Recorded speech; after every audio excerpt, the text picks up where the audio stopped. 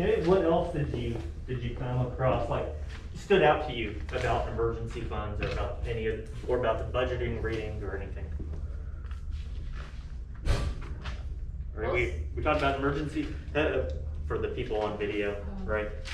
Heaven mentioned about emergency funds not being used for large purchases that you are planning, or for, well, we'll just call it elective medical procedures, right? Procedures that you don't need to have, but you'd like to have. Okay. What else? What are some other things that stuck out? Most of the experts didn't tell you to plan for a long time. It was only like 3 to 6 months. Like Dave Ramsey, I'm like, shouldn't it be longer than that? Yeah, and that's Ramsey's part of the kind of, I would call him the old guard of personal finance, in terms of that 3 to 6 months emergency fund was plenty pre-Great Recession. All right, and we as individuals are somewhat of a product of our own experiences, right? Like, our own experiences shape how we view the world. And going through the Great Recession, seeing people unemployed for up to a year, not being able to find, and now just 10 years later, we're going through a pandemic and another recession, where unemployment rate is 8%. That's gotten a lot of people scared and nervous. And so when that happens, one of the best ways to have financial freedom, and to have freedom in general, is to have your own nest egg, have your own emergency plan. So having a larger emergency fund to carry you through means that you do have more freedom, and you have less stress in your life, right? Which I think right now, all of us want less stress in our lives, right? Yeah. So yeah, Ramsey will say 3 to 6. That's why I say, now let's double that. Let's go 6 to 9, and maybe, if you can, go ahead and do 9 to 12. Like, if you're really on the conservative side of money, a 9 to 12 emergency fund, I don't necessarily have a problem with. Okay. What about areas, like, where should you put this money? Those savings accounts. I think it was like Discover Bank has some. Okay, well, yeah, the articles gave you a couple lists, like they went out and they found a list. But so what type of accounts should you put it in? Savings accounts with high interest rates. Savings accounts with high interest. Can you find a high interest savings account right now? No. What I have done in the past, now, an emergency fund is supposed to cover you for several months, right?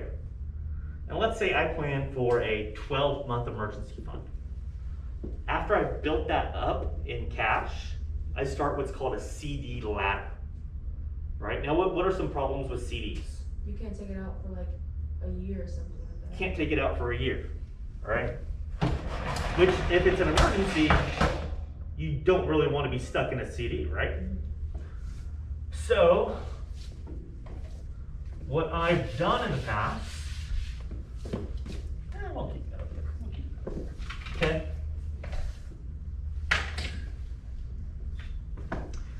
Let's say, just to make the math simple, let's say my emergency fund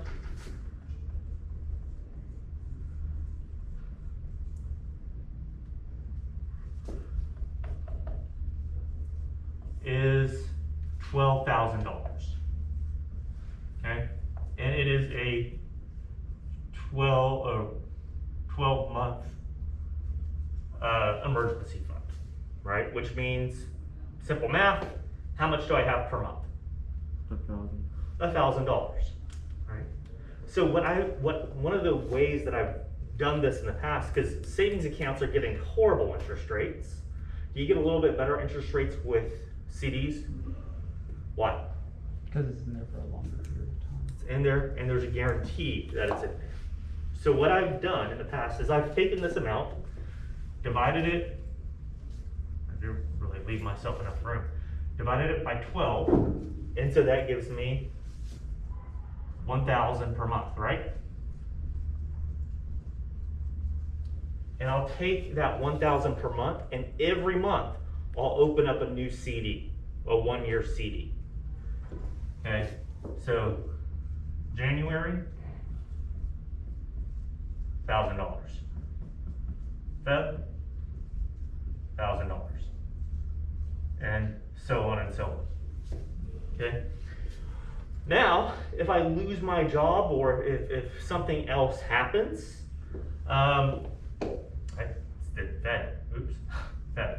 February. Okay. If I lose my job or something else happens, I know I have 1 month worth of expenses maturing every month that I have, right?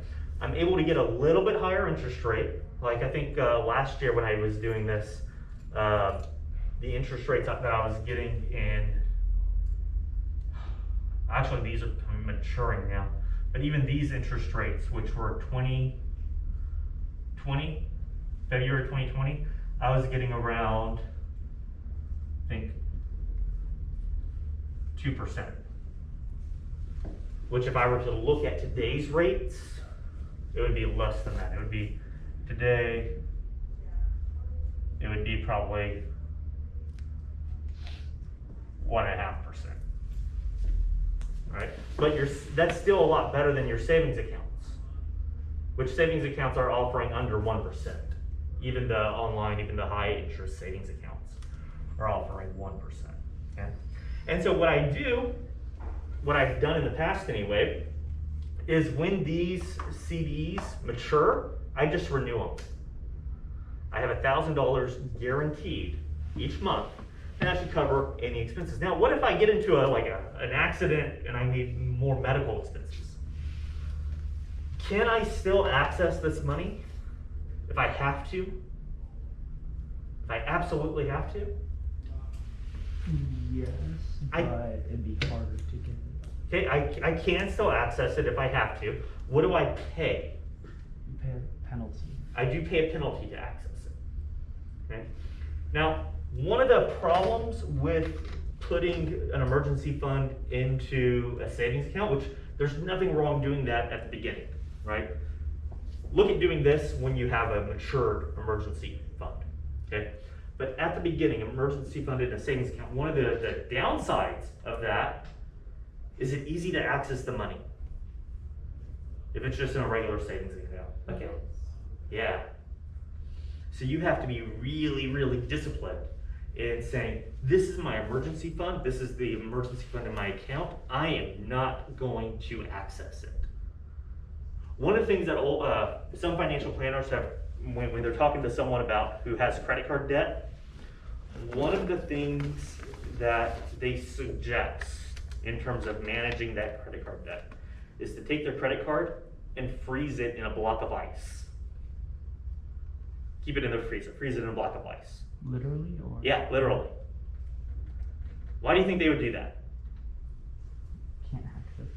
You can't access it. Now, if there's an emergency and you need to access it, are you willing to wait for that ice to thaw out? You can just get a blow dryer. Yeah, right? But you can still access it. But putting it in that block of ice, is it a little bit like, does that put a barrier between you and spending? Yeah, it does. That's kind of what these CDs, by putting it in CDs, if you do take it out, you are going to pay a penalty, and but you can still access it. But that idea that you're going to pay a penalty on your money, for some people, like for me, that's enough for me to say, yeah, I'm not going to access it, right?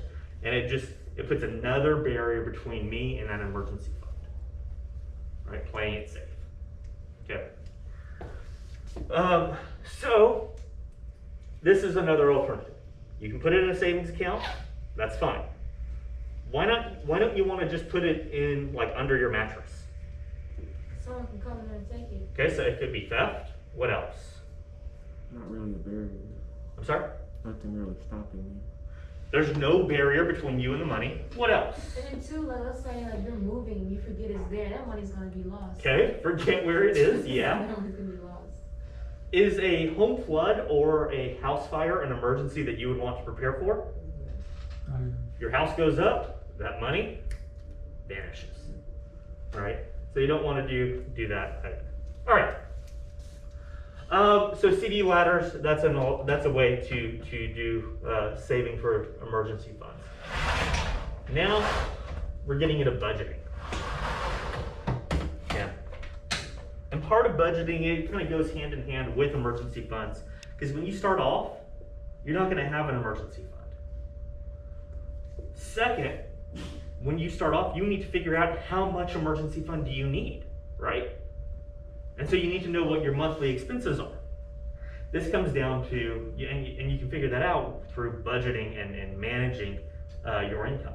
How many of y'all have an income right now? Even if it's an allowance? Oh, Yeah, Okay, all right. How much do y'all have? Just curiosity. $50 a week. 50 a week, 17 a week. 17 a week. Okay, it's gonna vary, right? Much like people with their kids in the tooth fairy. Sometimes the tooth fairy is really generous. Yes. That could be because the parent accidentally pulls out a 20 when they're trying to pull out a 5 in the dark, right?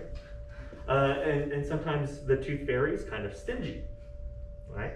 I mean, after all, it's their baby teeth, right? So if you don't have an income right now, that's fine. Let's kind of think about when do you think about when you plan on getting a job, okay? Or how you come up with money right now. Maybe it's maybe birthdays and Christmases, you get money, right? You're still gonna have to budget that out, okay? So if you go to Google Classroom right now, what did I do with my picture? Kevin, did you say 50? Yeah. Second pay doing chores, that's 40. There and you then, go. And then every single week I would watch my dad's golf clubs, so that adds up to be 50. Because that's 10 for his golf clubs and then 40 for Mhm. chores, so 50 every week. I'm not gonna ask you how you spend that money, all right? On necessities. Okay. Like rent, Yes. utilities, Yeah. gas, car insurance, those type of necessities for you, Heaven, right? Yeah. Uh-huh. All right. So if you pull up Google Classroom, you should see a material, kind of a new material that I've given, that I've dropped in there. And it's going to be this classroom budget sheet that we're going to work on, okay? Now, you can see I've already put all of your names up here. How many of y'all have experience with Google Sheets or Excel? Daniel, is that a kind of? Okay. There. We're going to get a little bit more experience here in this class. And Excel is pretty, it's a useful deal. So, I've already put all of your names here, and I'll adjust some stuff. This sheet, though, is going to be the master sheet, only I'm going to edit this one. But I'm going to give y'all copies with your names on it, okay? But for the purpose of today, we're just going to go through down here and take a look at the stuff under column A. Let me hit the light so we can see a little better. Wow. All right. So we're actually going to be doing a couple different budget spreadsheets. This one, the first one we're going to do is kind of thinking about high school and college. For those of you all that already have income, you can do the high school, like the high school one should be pretty easy. For those of y'all that don't have income just yet, you may plan on getting a job in college, and that's what you should fill the budget out, kind of thinking ahead and thinking about, okay, college expenses. When I get a job, I'm going to get paid. On average, how much am I going to get paid? If it's hourly work, then you've got to figure out how many hours a week are you going to work in college, right? I'll tell you right now, you're not going to be working 40 hours a week. Because what's your job in college? To study to be a student. Okay. All right, but this is the master sheet. I'm going to take that stuff that y'all do on your individual sheets, and I'll be putting the information on here. Okay. So one of the things about this sheet is I've gone through, and it already has somewhat of a. So with Google Sheets, you can set it up to do the math for you automatically. when you put in the information. Let me explain. Let me show you. Okay, let's go down here and let's say rent is $1,000 a month. Okay, utilities 150, internet service 50, and let's just look at that. If I go all the way down here, it gives me this monthly expense of $1,200. So it's already added everything that I put in here. All right. So, and then later on, this stuff, when we're going to do another one that we think about after graduation, post graduation of college, you're going to get a job, what type of job you're going to get, and what the average salary is. And we're going to kind of plan ahead, just so y'all can see how things are going to work together and how things are going to change between high school and college to the workforce. Okay. So for right now, what you would do in these categories, occupation, y'all are all going to write, or y'all will write, not right now, but y'all will write student. Salary is going to be your either your allowance, or if you have a part-time job, what you make from that part-time job per month. So if you get paid each week, just multiply that by 4. Okay. So having you said, just to use you as an example, 50 a week, so times 4, your salary would be, your monthly salary would be $200. Okay. All right.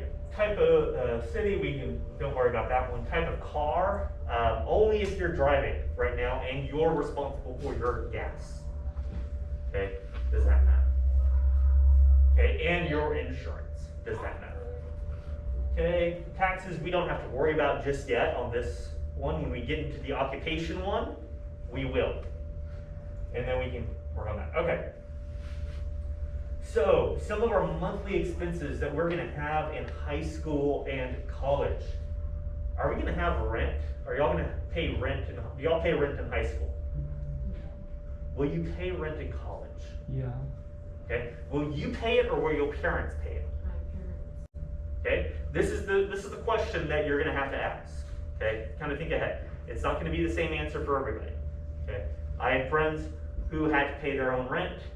I had friends whose parents paid their rent. My roommate at UT, his parents owned the condo that we stayed in. So I paid him rent, right? But he didn't have to pay rent. Okay? So rent and utilities. You pay utilities in high school? No. No. In college, you may. Internet service. You pay it in high school? No. No. In college, you may. The other thing is, where are you staying? Are you staying in a dorm in college, or are you staying off campus? Okay, these are just some things to kind of think about. All right. So let's talk about the cell phone leasing option. How many of y'all have done this before? Cell phone leasing. How many of y'all know what I mean when I say cell phone leasing? I don't. I was about to ask you. Okay. So who do you have your cell phone service with? Verizon. Verizon. AT&T. AT&T. Okay. All those companies do it. So let's go to AT&T's website so I can show you.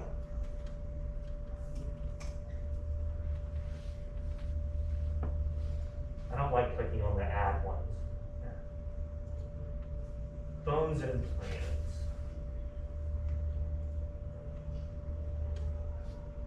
Okay, iPhone 11. Even though I'm an Android user, I'll look at the iPhone.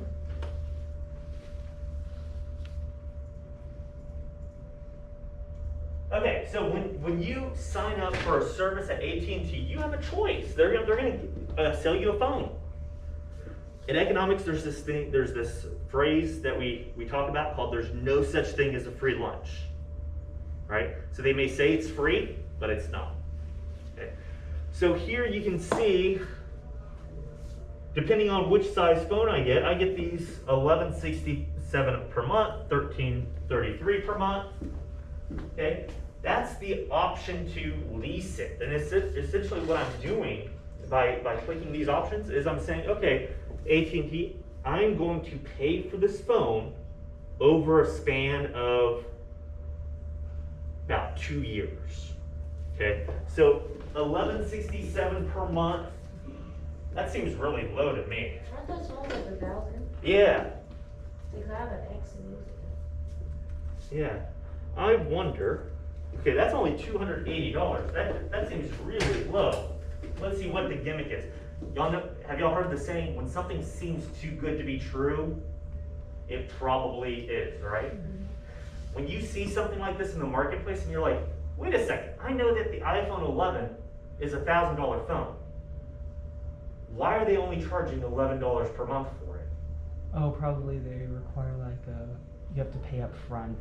I don't know, or you may be required to turn it in, but it should send up a red flag that says something doesn't seem right here. Let me see if I can figure out what the problem is. Because one of the 11s, I don't remember which one it is, it's only like 700. Okay, well right here I can see all monthly prices below require 0% 30-month installment. So 1167 times 30, that's still only $350. What's going on here? Okay. Or, that's so weird. Or I pay full retail price of, See, 700. yeah, $699. Now, when I do the 30-month installment, I only get to 50% of that. Okay. What they are probably going to do is after the 30-month, I have an opportunity to upgrade, right? To turn in the phone, and then they're going to give me another phone. But let's say I bought, I'm doing the monthly installment thing, $700 phone, but I'm only paying $11.67 per month. And let's say I want to cancel my plan with AT&T. What will I have to do? You had start over? What will I have to do with my phone? Would you have to give it in? Either that or pay off the entire balance, right? So there's no getting around paying the full price. Personally, I have decided I'm not going to be doing these monthly installment plans anymore because I don't like being tethered to a company. If I don't like the service a company's giving me, I want the freedom to pick up and move to another company, right? So I personally buy my phones outright. I save for them, buy them up, and then move on. But this is the leasing option. But it's still, they're $350. Why are they only charging us half the price? Okay, early upgrade. Ah, there it is. Okay, it is a promotional deal right now. So iPhone 11 is a new phone, right? Or is Apple going to be coming out with another phone Most soon? likely. Yeah. I think so. I think they're coming out with another phone soon. So they're offering a discount on this old model, getting ready for the new model to come out. Okay, but 23, if I did 2334 times 30, I get to 700. Okay, so they are offering a deal. You install it, you do the leasing option. That's not normal. Okay. Yeah, this one is 700, the Pro Max is 1,000. Okay. Let's take a look at the other ones, see if this one's an outlier or what. Available offers. Okay. Let's see. Here's the Gal. Okay, Gal. Go to. There we go. $37 per month if I round up. $36.67 times 30 because it's a 30-month installment plan. $1,100. Okay, that's what I mean by the cell phone lease. Because when you sign up with this per month deal, you actually don't own the phone. You're paying for it over time to AT&T or to Verizon, but you don't actually own it. If you want to travel out of the country, so some of our international students, I know Daniel Zhu is probably aware of this, but if you've traveled internationally before, one option that you have is, if your phone is unlocked, is buying a SIM card, an international SIM card in the country that you arrive in, and plugging that into your phone, right? And then you can use your phone without paying these foreign fees. AT&T has international plan, because when I went to Europe, they had fees. They do, but their international plans that you sign up for through AT&T tend to be more expensive than if you were to buy a SIM card in that country and use the companies that are in that country. So yes, these cell phone companies will offer international plans, but because you're like, you don't really, if you're renting this phone from them, do you have an option of going internet or buying an international SIM card and putting that in?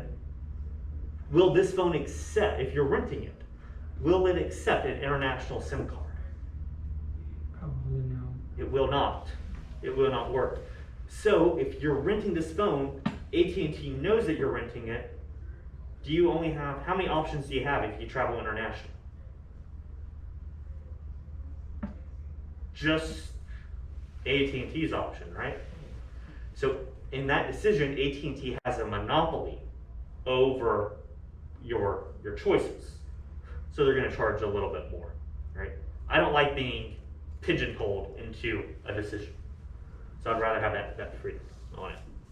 Okay, and just my personal preference on it. So if you chose the leasing option, that's where you would put, like, so if you got the 11 Pro Max, and let's say you splurged and got the 512 gigabyte model, 4834 is what you would be putting here in your leasing option. 4834. Okay. Then your cell phone plan is what you're going to, is the price of the actual cell phone service. So if I were to go through with AT&T, you know, let's say I chose that, no trade-in, it's out of stock. Awesome. Get through all that.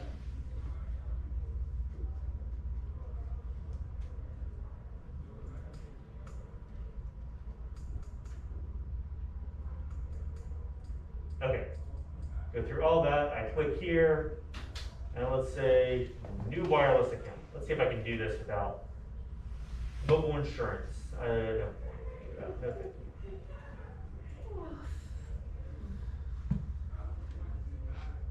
No, I just want to find, okay, here we go. So now I have an option of different plans, right? Looking at $85, $75, or $65. Any of these options, whichever one I decide, that would go in your cell phone plan. All right, so let's see what else is there. Okay, cable or internet. Do you pay for that in high school? No. Your parents pay for that, right? If you have it at home. I grew up without cable or internet, or without cable. Okay. But in college, will you pay for it? And how much if your parents don't?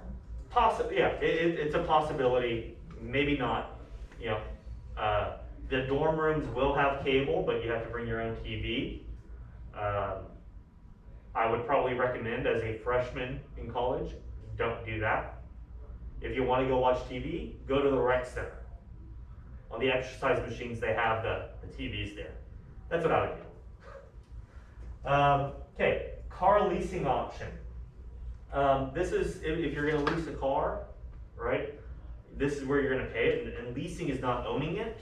You're just borrowing it from the dealership, really. But if you already have your car and it's paid off, don't worry. You know, put a big goose egg there or leave it blank. Computer lease.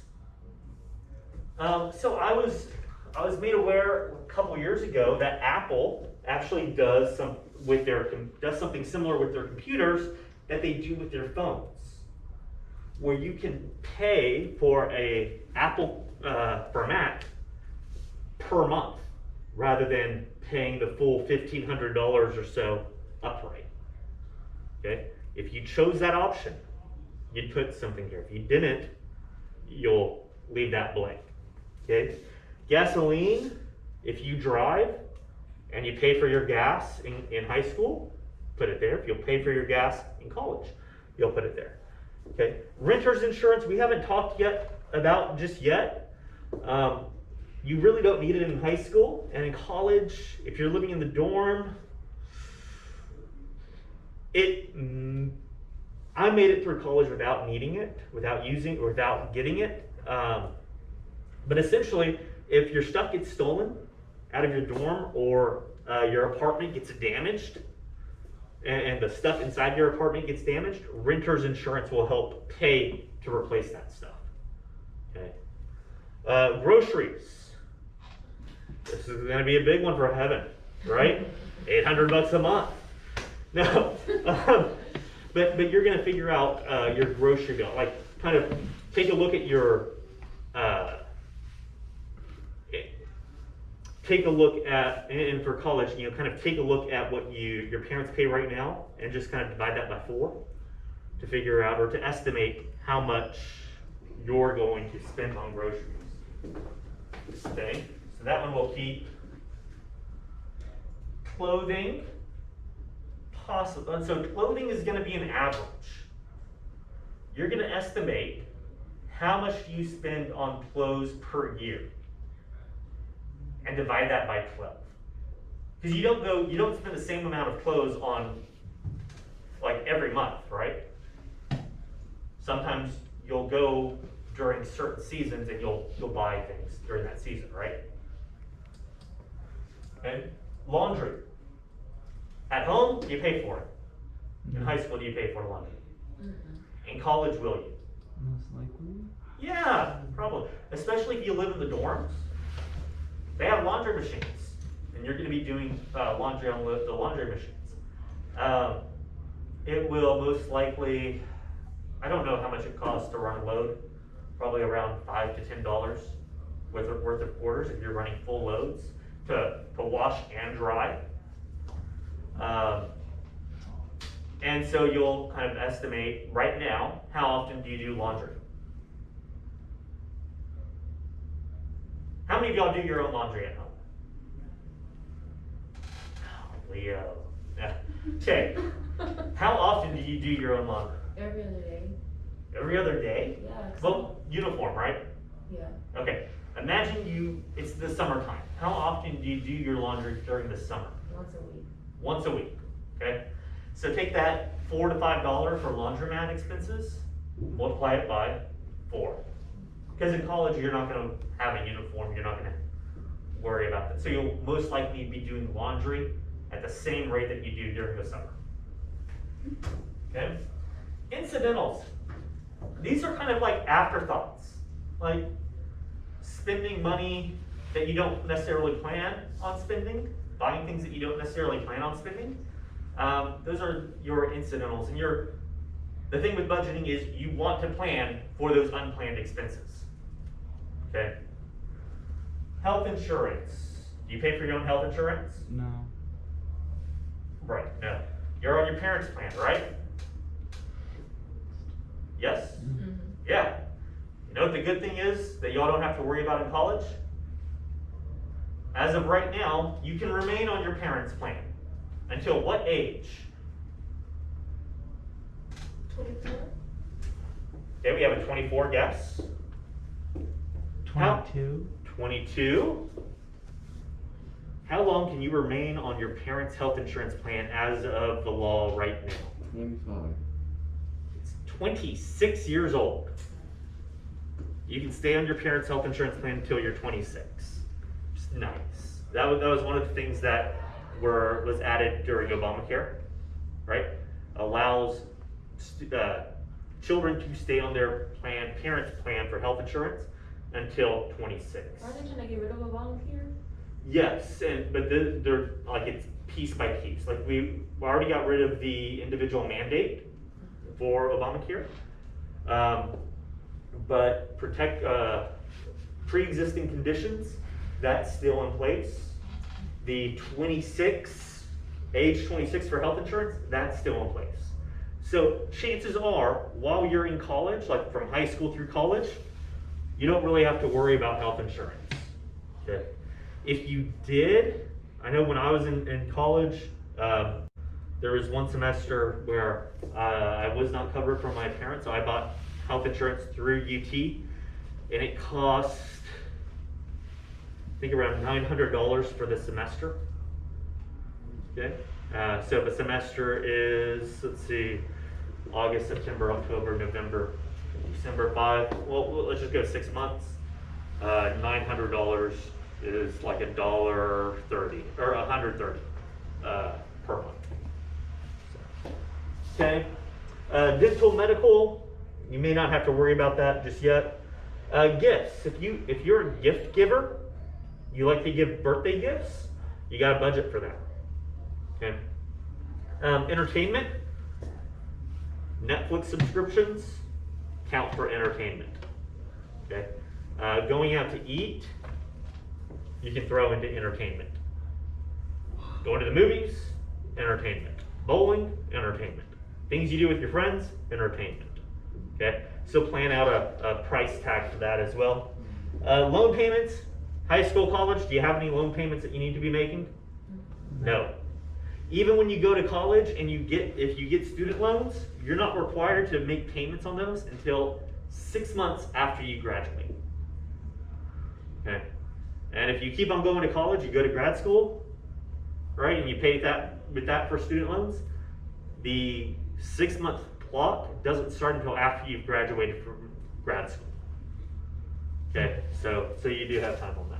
Okay, credit card fees. For everybody, those credit card fees should be what? Zero. Okay. Now some things that we save for. Okay, how long does a cell phone last typically? 2 years. 2 years. Right? What happens after 2 years to the battery of that cell phone? It starts dying, and your phone starts going, like Apple specifically, Yeah. they start slowing down their phones. Yeah, on purpose. They did that. They pushed out software to purposely slow down the phone so that people get frustrated with it, right? And then they get rid of them and upgrade to a new phone. So if you know that about every 2 years you're going to have to get a new phone, okay, is that something that you can plan for and put in your savings?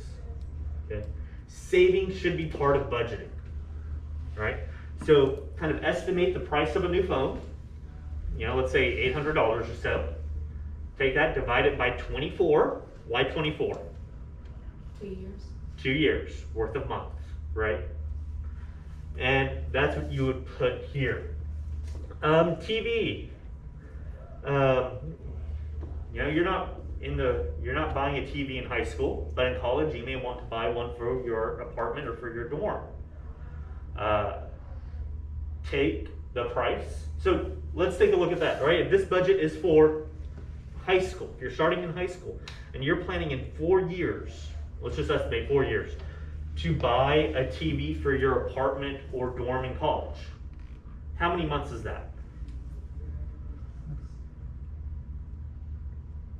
48. Yes, 48 months. Take the price of a TV that you would like to purchase, divide it by 48. Okay? And you'll put that there. That'll let you know, okay, I plan on making this purchase in 4 years. I'm gonna go ahead and start saving today for that purchase. And put that aside. Computers, how long does a computer last before you get tired, before it starts having problems? 4 years. Could be 4. See, I don't know. My computers never last for me, so it would be maybe a year for me. I don't know. Yeah, sometimes, you know, I would say 3 to 4 years. From my experience, it's been about 3 to 4 years. And then it's like, by that 3rd or 4th year, the battery life on it is really bad. Yeah, you gotta plug it in every time you wanna use it. and it just gets so annoying to use that having a laptop, like it's not functional as a laptop anymore. And so you start looking for an alternative, right? I purchased my Surface Book right before I was gonna sit for the bar exam, because my other computer that I had would randomly, like it still worked, but it would randomly shut off. And like it was kind of like that game with the alligator, the toy alligator that has its mouth open and you press the teeth, and then when you press that one tooth, the alligator's mouth shuts. Y'all remember that game? No? But it was kind of like that with my old computer. And there was no way I was gonna sit for the bar exam with a computer that could shut off randomly at any point in the exam. Too much stress. So I went out and purchased that, right? But about 3 to 4 years. You can plan for that by doing the year times the month and divide by the cost of the computer. Car savings. How often are y'all going to switch out your cars? 20 years? 20 years. That's ambitious for 20 years. The average American switches them out every 7 years. Oh.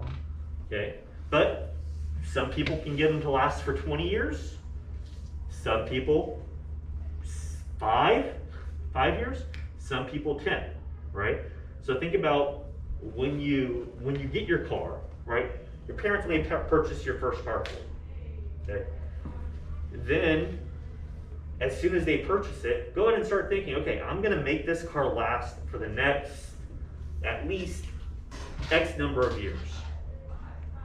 I'm gonna go ahead and start saving for, at the end of the time period, I have enough money to purchase a car outright. Okay? So doing the same thing. Car maintenance. Do you have to maintain your car? Like, is it the same cost every month? I don't think so, because I felt like I've heard people say, you can give some more amount of money each month to, pay it off quicker. Yeah. Do you know when car maintenance, right? That's like tire rotations, new tires, oil changes, things like that. Do you know when you're going to need a new tire? When it starts feeling like. Isn't it every 100,000 miles? The tires have that lifetime, or have that like 100,000 mile guarantee, but from experience, they don't really last 100,000 miles. And so you really don't necessarily know when it's going to happen, right? And a tire is one of those things. Can you put off that purchase for very long? No. You drive a car, not a tricycle, right? So we'll look at the average when you start putting this responsibility on yourself. We'll look at what's the average annual maintenance cost of your vehicle that you drive, divide it by 12, and that gives you an idea of, okay, I'm going to put this much aside for savings for that car maintenance. Because you want to go ahead and plan for that car maintenance. Will your cars require maintenance? Yeah, you know that they will. So let's go ahead and plan for it. Okay? And then car insurance, y'all don't pay for it right now. When you're in college, you may still not pay for it. So this is one of those things that, your parents may be paying for it, right? One of those things that you may have in college, you may not have. Okay, but even our savings, we're going to count in our budget, because budgeting is about identifying where your dollars that you earn are going to go. You have to have a plan for that. If you don't have a plan for it, your financial future is on shaky ground. Okay. And then one-time purchases, we're not going to worry about that just yet, because we're going to kind of plan for it out.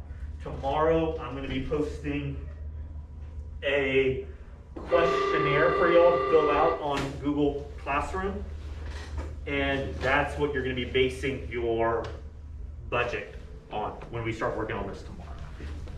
All right.